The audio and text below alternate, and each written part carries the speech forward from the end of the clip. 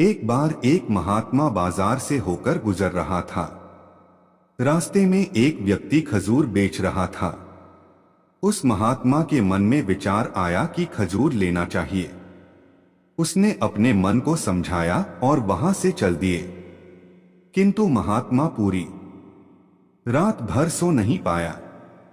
अगले दिन वह विवश होकर जंगल में गया और जितना बड़ा लकड़ी का गट्ठर उठा सकता था उसने उठाया।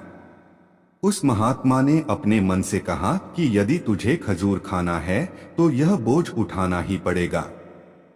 महात्मा थोड़ी दूर ही चलता और फिर गिर जाता, फिर चलता और गिरता।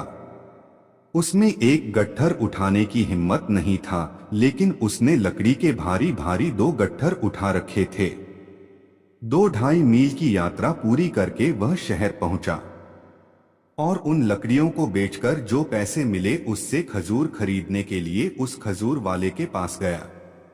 खजूर सामने देखकर महात्मा का मन बड़ा प्रसन्न हुआ और महात्मा ने उन पैसों से खजूर खरीदे। लेकिन महात्मा ने अपने मन से कहा कि आज तूने खजूर मांगी है, फिर तेरा कोई और इच्छा करेगा।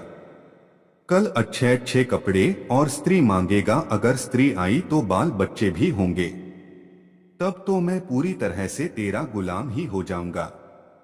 फिर महात्मा को सामने से एक मुसाफिर आता हुआ दिखाई दिया।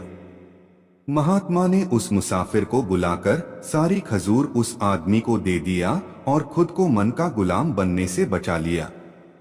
यदि मन का कहना नहीं मानोगे तो इस जीवन का हर लाभ उठाओगे जिसे खुद परमात्मा ने दिया है, और यदि मन की सुनोगे तो मन के गुलाम बनकर रह जाओगे और सारे उम्र परेशानी ही रहोगे। धन्यवाद।